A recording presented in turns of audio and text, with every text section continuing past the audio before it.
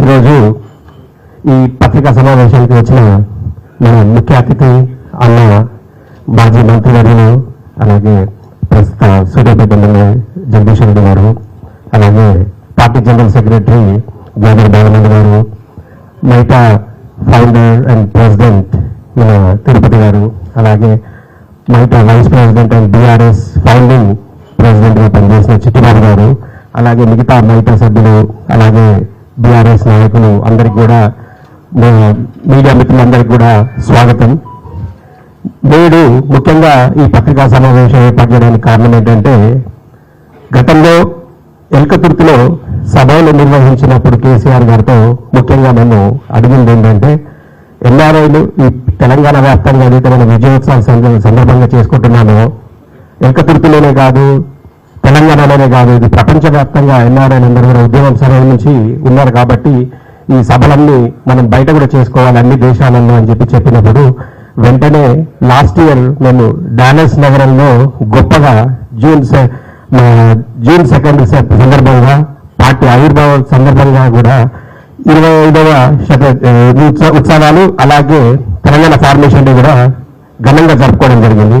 అయితే ఈ ప్రపంచవ్యాప్తంగా ఏదైతే చేసుకున్నామని చెప్పేసి అనుకున్నామో దానిలో భాగంగానే ఈసారి బీఆర్ఎస్ మలేషియా, అలాగే అక్కడ స్ట్రాంగ్ గా ఉన్నటువంటి మైటా కలిసి సంయుక్తంగా ఈ సభలు మనం నిర్వహించుకున్నామని చెప్పేసి అడిగిన వెంటనే కేటీఆర్ గారు ముఖ్య అతిథిగా రావడానికి ఒప్పుకున్నారు. అయితే జూన్ 6 రోజు అక్కడ కన్వెన్షన్ సెంటర్లో పెద్దగా, అంటే దాదాపు 2000 నుంచి 3000 మంది పైన వచ్చేట్టు అవకాశం ఉంది కాబట్టి అందరూ ఇక్కడ నుండి కూడా, ఇండియా నుంచి నాయకులు కూడా చాలా మంది రాబోతున్నారు కేటీఆర్ గారు రాకతో పాటు.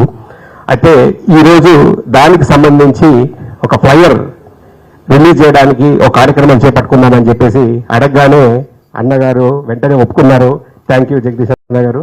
సో ఈరోజు ఆ కార్యక్రమాన్ని నిర్వహించుకొని, ముఖ్యంగా ఈ తెలంగాణ ఫార్మేషన్ డే కానివ్వండి, ఈ సంబరాలు ఏదైతే జరుపుకుంటా ఉన్నామో, రాబోయే రోజుల్లో కూడా దాదాపు ఇంకొక 5-6 దేశాల్లో కూడా పెద్ద ఎత్తున జరుపుకుందామని చెప్పేసి ప్రణాళిక రూపొందిస్తూ ఉన్నాం.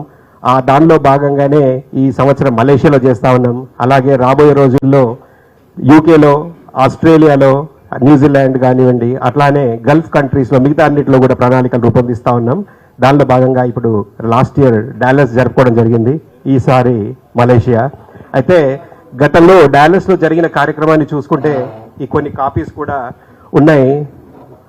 ఎప్పుడూ జరగని రీతిలో చాలా మంది ఇక్కడ నుంచి కవరేజ్ చేసి ఉంటారు చాలా మంది, కానీ ఈ బుక్స్ కూడా కొన్ని కాపీస్ మీడియా మిత్రులకు ఇవ్వడం జరుగుతుంది. అయితే ఎప్పుడూ జరగనటువంటి కార్యక్రమాన్ని దాదాపు 10,000 మంది పైన ఎన్ఆర్ఐలు అందరూ కూడా వచ్చి పార్టిసిపేట్ చేయడం జరిగింది. దాన్ని ఒక పుస్తక రూపంలో ఇప్పుడు ఇక్కడ వచ్చిన అన్న జగదీష్ అన్న గారు కూడా అప్పుడు రావడం జరిగింది, అమెరికాకు బాలమల్లన్న కూడా రావడం జరిగింది. సో ఈ పుస్తక రూపంలో కూడా ఒక ప్రింట్ చేసి ఎప్పటికీ మెమోరీస్ లాగా ఉండాలని చెప్పి చేయడం జరిగింది. సో ఈరోజు ఫ్లైయర్ కార్యక్రమాన్ని మొదలు పెడదాం. Thank you. మీరు మాట్లాడిన తర్వాత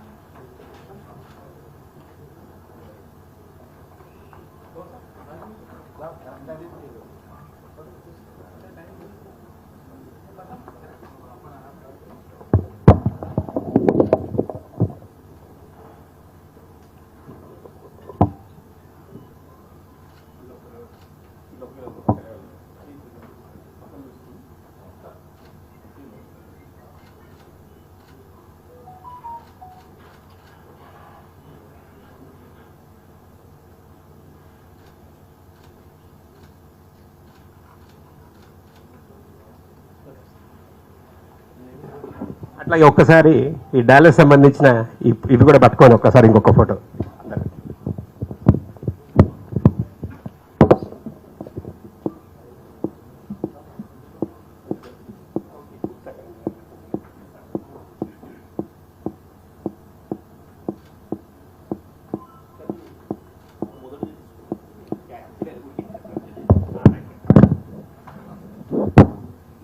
ఈ రోజు కార్యక్రమం వరకు మాత్రం ఓన్లీ ఫ్లైయర్ రిలీజ్, జస్ట్ ఇది ఒకటి మా రికార్డ్ కొరకు తీసుకున్నాం, కానీ just for the flyer release program మాత్రమే. నేను అన్న జగదీష్ అన్న గారు మాట్లాడాల్సిందిగా కోరుతాను.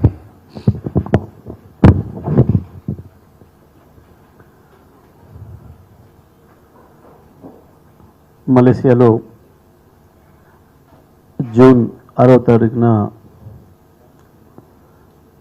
జరుపుకోబోతున్న తెలంగాణ ఉత్సవాలకి ముఖ్య అతిథిగా హాజరవుతున్న కేటీఆర్ గారి కార్యక్రమం సందర్భంగా ఈరోజు ఫ్లైయర్ రిలీజ్ కార్యక్రమాన్ని చేసుకున్నాం. మలేషియాలో అక్కడ గత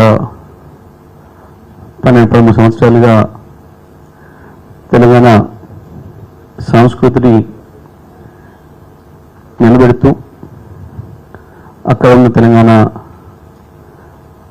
మిత్రులందరినీ కలుపుతూ పనిచేస్తున్న సంస్థ మైటాస్ మలేషియా తెలంగాణ అసోసియేషన్, అదేవిధంగా బీఆర్ఎస్ మలేషియా ఆధ్వర్యంలో ఆ కార్యక్రమాన్ని నిర్వహిస్తూ ఉన్నారు. ఆ కార్యక్రమానికి సంబంధించి ఈరోజు ఫ్లైయర్ రిలీజ్ సందర్భంగా ఈ కార్యక్రమానికి అధ్యక్షం వహిస్తున్న మైటా ఫౌండర్ ప్రెసిడెంట్ తిరుపతి గారు, అదేవిధంగా మలేషియా బీఆర్ఎస్ ప్రెసిడెంట్ చిట్టుబాబు గారు, కార్యక్రమ అతిథుల మిత్రులు బీఆర్ఎస్ అంతర్జాతీయ కోఆర్డినేటర్ మహేష్ బిగాల గారు, బీఆర్ఎస్ రాష్ట్ర ప్రధాన కార్యదర్శి మిత్రులు బాలమల్ గారు, తెలంగాణ ఉద్యమ సహచరులు మిత్రులు ఒంటిది నరసింహారెడ్డి గారు, నంద్యాల దయాకర్ రెడ్డి గారు, అదేవిధంగా మన మైటా ఉమెన్ ప్రెసిడెంట్ గారు శ్రీప్రియ గారు, అదేవిధంగా వేదిక పైన ఉన్న ఇతర మిత్రులు, ఈ కార్యక్రమాన్ని కవర్ చేయడానికి వచ్చిన మీడియా మిత్రులు అందరికీ నమస్కారాలు. ఇవాళ తెలంగాణతో పాటు భారతదేశం అంతటా కావచ్చు, ప్రపంచంలో ఉన్న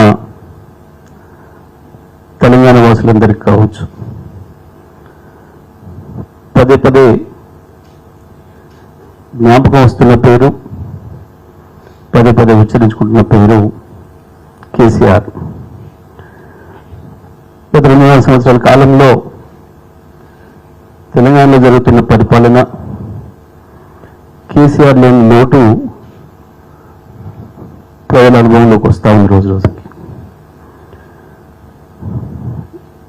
ఎక్కడికైనా కేసీఆర్ రావాలి అనే డిమాండ్స్ మనకు కనబడతా ఉంది. కనీసం కేసీఆర్ రాలేకపోయినా కేటీఆర్ గారైనా తప్పకుండా రావాలి మా దగ్గరికి అనే డిమాండ్ కూడా మనం చూస్తా ఉన్నాం. ఇక్కడ గ్రామాలు, జిల్లాలు కావచ్చు, తెలంగాణలో బయట ఇతర రాష్ట్రాలు, ఇతర దేశాల్లో ఉన్న వాళ్ళు కూడా కావచ్చు. గత 2 సంవత్సరాలుగా ఈ రాష్ట్ర ప్రభుత్వం ప్రజలకి ఇచ్చిన హామీల్ని నెరవేర్చకుండా మోసం చేస్తున్న విధానం, కేసీఆర్ గారు ఇచ్చిన పథకాలను కూడా కొనసాగించకుండా ద్రోహం చేస్తున్న విధానం, ఇవన్నీ చూస్తూ ఉంటే రోజు రోజుకి అన్ని వర్గాల ప్రజలకి కడుపు తరుక్కపోతూ ఉన్నది. చాలామంది నమ్మి మోసపోయినాం. కేసీఆర్ వదలడం అనేది నేను చేసిన పొరపాటు అనే భావన అది గ్రామీణ ప్రాంతాల నుంచి పట్టణ ప్రాంతాల వరకు ఇక్కడ చూసినా కనిపిస్తూ ఉంది. అదే సందర్భంలో ఈ 2 సంవత్సరాలుగా మొదటి రోజు నుంచి ప్రభుత్వం మారిన మొదటి రోజు నుండి కూడా ఈ ప్రభుత్వం ప్రజలు చేస్తున్న ద్రోహాలకి, ప్రజలపై చేస్తున్న దుర్మార్గాలకి వ్యతిరేకంగా ప్రజల తరఫున నిలబడి కొట్లాడుతున్న బీఆర్ఎస్ వర్కింగ్ ప్రెసిడెంట్ కేటీఆర్ గారిని కూడా తప్పకుండా వారైనా వచ్చి మమ్మల్ని అడ్రస్ చేయాలని, తెలంగాణను తెచ్చిన కేసీఆర్ను ప్రతిక్షణం తెలుసుకుంటూ తెలంగాణ రావడం వల్ల వచ్చిన లాభాలు ఏంది, ఇవాళ తెలంగాణ తెచ్చిన టీఆర్ఎస్ తెచ్చిన నాయకుడు కేసీఆర్ అధికారంలో లేకపోవడం వల్ల వస్తున్న నష్టాలు ఏందనేది చూస్తున్న ప్రజలు మరి పెద్ద ఎత్తున కేటీఆర్ గారిని ఫాలో అవుతూ ఉన్నారు. దాంట్లో భాగంగానే మనం డల్లాస్ వెళ్ళినప్పుడు చూసినాం, మొత్తం అమెరికా చరిత్రలోనే ఒక భారతీయ నాయకుడు వస్తే అంత పెద్ద ఎత్తున ప్రజలు హాజరైన సందర్భం చరిత్రలో ఎప్పుడు కూడా లేదు. ₹1 ఖర్చు లేకుండా మొత్తం అమెరికా నలుమూలల నుంచి ఎంత దూరం అయినప్పటికీ, ఎంత వ్యయ ప్రయాసాలు ఉన్నప్పటికీ కుటుంబాలతో సహా పిల్లల్ని కూడా వెంటబెట్టుకొని వచ్చి ఆ కార్యక్రమాన్ని విజయవంతం చేసిన విషయం మనం చూసినాం. తెలంగాణ ఆవిర్భావ దినోత్సవాన్ని అప్పటి నుండి డిమాండ్ ఉంది. ఒకవైపు యూకే రావాలని, ఆస్ట్రేలియా రావాలని, మలేషియా రావాలని, ఇంకా ఇతర దేశాలకి రావాలని చెప్పి, సరే ఇక్కడ నిరంతరం పోరాటం అవసరమైతే ఉంది. సో ఇవన్నీ చూస్తూనే మరి అక్కడ కూడా తప్పకుండా ఆ మిత్రులను కూడా సంతృప్తిపరచాల్సిన అవసరం ఉంది, వాళ్ళని కూడా చూసుకోవాల్సిన అవసరం ఉంది. కాబట్టి వాళ్ళు ఇతర దేశాల్లో ఉన్న ప్రతిరోజు తెలంగాణలో ఉన్నట్టుగానే లైవ్గానే ఉంటున్నారు. మన దగ్గర కంటే వాళ్ళకి తొందరగా వార్తలు చేస్తాయి. ఇక్కడ ఏం జరుగుతుంది, రాష్ట్రం ఏం చేస్తుంది, కేంద్రం ఏం చేస్తుంది అనే విషయాల్ని అన్నిటి కూడా ఎప్పటికప్పుడు వాళ్ళు అప్డేట్ ఉంటున్నారు. అందుకే ఇవాళ తెలంగాణ రాష్ట్రం నుంచి ఎవరికైనా నాయకుడు రకమైన డిమాండ్ ఉంది అంటే అది కేవలం కేసీఆర్కు లేదా కేటీఆర్ మాత్రమే ఉంది తప్ప ఇంకే నాయకులు కూడా ఎవరు ఇష్టపడే పరిస్థితులు లేరు. అంటే ముఖ్యమంత్రితో సహా మంత్రులందరూ కూడా వాళ్ళ సొంత కార్యక్రమాలు ఉన్నారు. వాళ్ళు రేపు ఎప్పుడు పోతుందో ప్రభుత్వం ఇవాళనే చదువుకోవాలన్నంత ఆతృతలో కనబడుతూ ఉన్నారు. పోటీలు పడి ఒకరి నుంచి ఒకరు అవినీతిలో పోటీలు పడుతున్నారు, అధికార దుర్వినియోగంలో పోటీలు పడుతున్నారు. నిన్న మొన్న మనం గత 15 ఏళ్ళుగా ఇంకో సంఘటన చూస్తూ ఉన్నాం. పాపం బేటీ పడావో బేటీ బచావో పోయి బేటీ హటావో కార్యక్రమాన్ని తీసుకొచ్చిండ్రు బీజేపీ నాయకులు. చిన్నపిల్లలకు కూడా రక్షణ లేని పరిస్థితిని తీసుకొచ్చిండ్రు. దానిపైన కూడా బీఆర్ఎస్ పార్టీ శ్రేణులు మహిళలు పెద్ద ఎత్తున ఉద్యమిస్తే తప్ప దీన్ని పట్టుకునే స్థితిలో కూడా ఈ రాష్ట్ర ప్రభుత్వం లేదు. చేయాల్సిన కార్యక్రమాల్లో ఇచ్చిన హామీల ముచ్చడం లేదు. కనీసం కేసీఆర్ ఇచ్చిన కరెంటు మంచినీళ్ళు ఇచ్చే స్థితిలో లేరు. రైతుల కొరకు తీసుకొచ్చిన రైతు బంధు కార్యక్రమం కావచ్చు, విత్తనాలు ఎరువుల సరఫరా కావచ్చు, ఏమి చేసే స్థితిలో లేదు. చివరికి పాపం సీజన్ ప్రారంభమవడానికి ముందే రైతుల్ని వ్యవసాయమే చేయొద్దు అని చెప్పి మళ్ళీ వాళ్ళ పాత గురువు ఇప్పటి చీకటి గురువు చంద్రబాబు నాయుడు గారి పాట ఎత్తుకుంది మళ్ళీ ఈ రాష్ట్ర ప్రభుత్వం. యూరియా దొరకదు, వ్యవసాయం చేయకుంది అని చెప్పుకుంటూ తిరుగుతున్నారు. 99 రోజుల ఏదో పరిపాలన గొప్పతనం చెప్తామని చెప్పి ఇవాళ వాళ్ళు చేస్తున్న పని ఏంటంటే వ్యవసాయాలు బంధు పెట్టింది, మేము యూరియా ఇయ్యలేమని తిరుగుతూ ఉన్నారు. గంత హీన స్థితికి దిగజారింది తెలంగాణ రాష్ట్ర ప్రభుత్వం. ముఖ్యమంత్రి మంత్రులకి రైతులు పైసలు పెట్టి కొనుక్కోమే కనీసం ఎరువులు కూడా సప్లై చేయలేని ఒక దారుణమైన స్థితిలో ఇవాళ ఈ రాష్ట్ర ప్రభుత్వం ఉంది. సో కేంద్రం కూడా 2 ఒకే తీరునే ఉన్నాయి. పేరుకు పైకి పార్టీలు వేరైనా వాళ్ళ ఎజెండాని ఇక్కడ కూడా అమలు చేస్తూ ఉన్నారు. ఇద్దరి ఎజెండా ఒకటే, కేంద్ర ప్రభుత్వం రాష్ట్ర ప్రభుత్వం బీజేపీ కాంగ్రెస్ల ఎజెండా ఒకటే, రైతాంగాన్ని మించాలి, వ్యవసాయ సబ్సిడీని తప్పించుకోవాలి. ఇప్పుడు దళారుల దగ్గర ఉన్న ఆహార నిల్వలకు ధరలు పెంచుకోవాలి, ప్రజల్ని మళ్ళీ పీడించాలి, దోపిడీ చేయాలి, రైతులు మళ్ళీ పాత పరిస్థితులకు తీసుకురావాలి, మళ్ళీ ఆకలి చావులకు గురి చేయాలి అన్న పరిస్థితి కేంద్రం అమలు చేసే విధానాలలో ఈ రాష్ట్రాలు కూడా ఈ రాష్ట్రం కూడా మోడీ గారి ఎజెండాని అమలు చేస్తా ఉంది ఈ ముఖ్యమంత్రి కూడా. అందుకే మనం చూసిన ఇద్దరు ఐక్యత వాస్తవానికి కేవలం రాష్ట్ర సమస్య కాదు, మన జరిగింది. ఆయన కేంద్ర సహాయ మంత్రి ఉన్నారు, హోంశాఖ మంత్రిగా. రాహుల్ గాంధీ గారు ఇక్కడెక్కడ వాటికో ట్వీట్ చేస్తున్నాడు, దేశాలే కాదు విదేశాలే కూడా. కానీ తెలంగాణలో జరుగుతున్న హైదరాబాద్లో ఒక బీజేపీ నాయకుడి యొక్క అధికార మదంతో జరుగుతున్న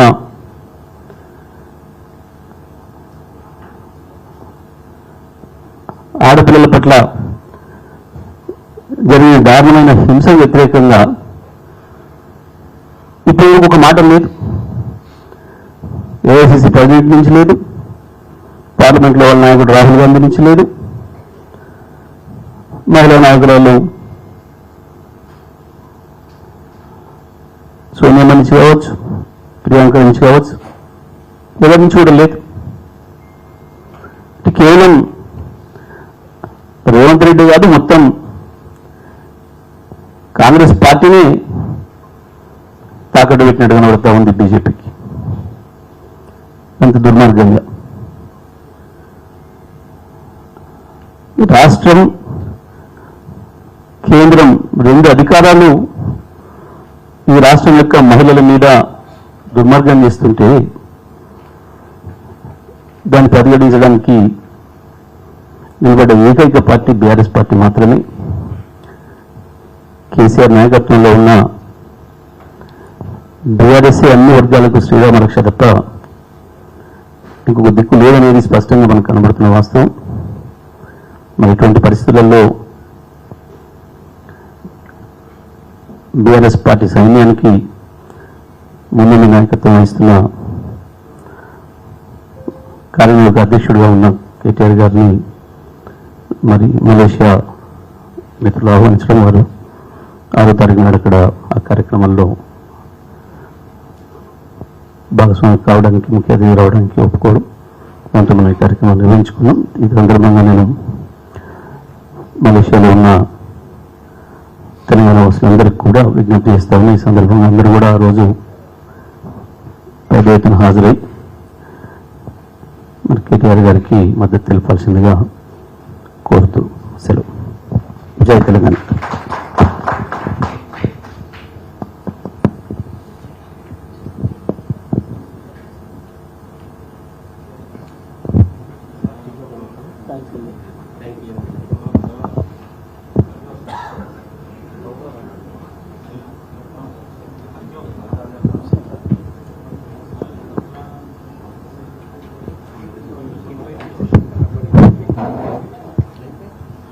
వచ్చిన మీడియా మిత్రులందరికీ నమస్కారాలు.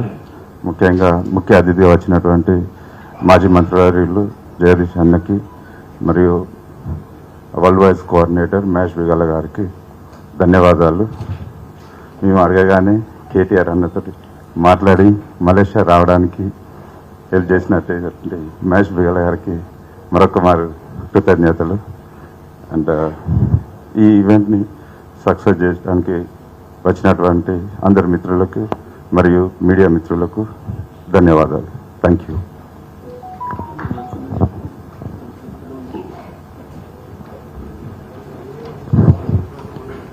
మీడియా మిత్రులందరికీ ప్రత్యేకంగా మాట తరపున కూడా ధన్యవాదాలు. లంచ్ అందరూ భోజన కార్యక్రమం ఉందండి.